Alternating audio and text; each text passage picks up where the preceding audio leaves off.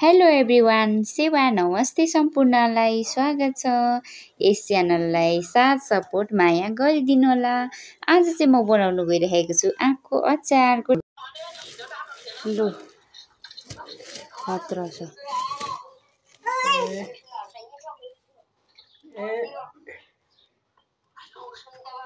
नगल्नुस् न आँपो त्यो एकवटा चाहिँ हुन्छ नि। यो त पुरै घट्छ नि त बाबा, यो नुनले खान्छ, नुन र बेसारले। अनि घाममा 3-4 दिन सुकाउनु पर्छ अनि मात्रै हुन्छ। पाँदैन 2 केजी जति त यो भित्रको गुदी नै हुँदो रहेछ हौ।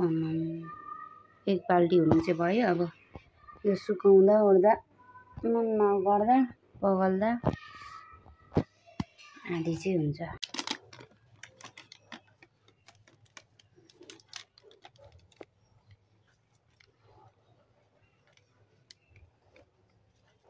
त्यसको लागि लिएको छु फेरि आयोडिन नुन अचारको लागि।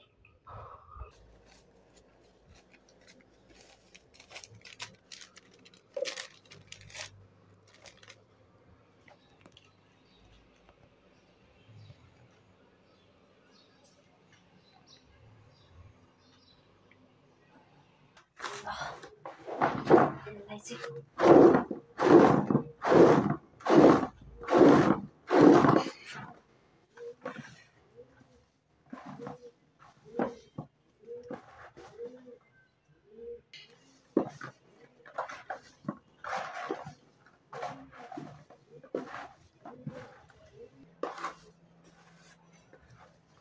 एक-दुई रात चाहिँ छोपेर राखिदिनुपर्छ। अब मजाले ढाकेर राख्नुपर्छ 2-3 दिन पल्टाउनु। अब तपाईँहरूलाई सुकाएर बनाएपछि मात्रै देखाउँछु है गाइज। ल गाइज,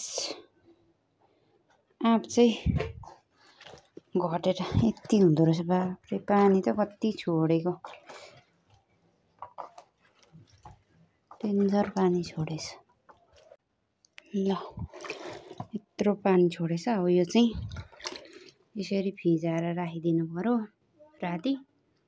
अहिले अब खासै घाम लागेको छैन नि त गाइस, अनि त्यही भएर अब भोलि घाममा सुकाएर बल्ल लगाउनु पर्यो, नभए सुक्दैन। पानी परेकी छ।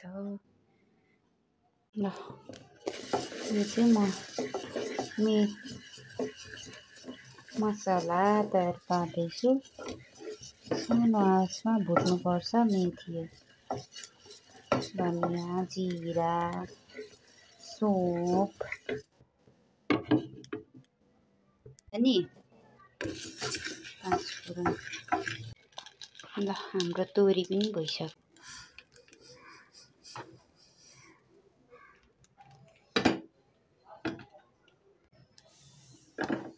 अब हाम्रो मसला पिस्नको लागि बाटामा मैले आँप पनि रेडी गरेँ। ल हाम्रो तेल पनि तातिसकेको छ। एकचोटि चाहिँ अचारको लागि यसमा चाहिँ नुन बेसार हाले। म चाहिँ यसरी माथिबाट गर्छु ताकि सबै अचारमा मसला मिलोस् भनेर।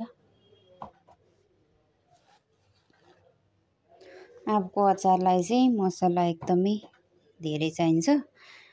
मसला धेरै भएन भने चाहिँ मिठो हुँदैन।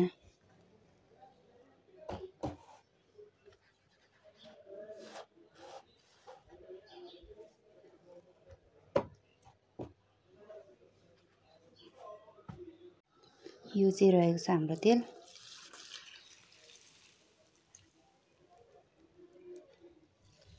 नुन चाहिँ यहीँ भित्र छ। अहिले पहिला एकचोटि मोल्छु। अब यसलाई चाहिँ मोल्न गइरहेको छु।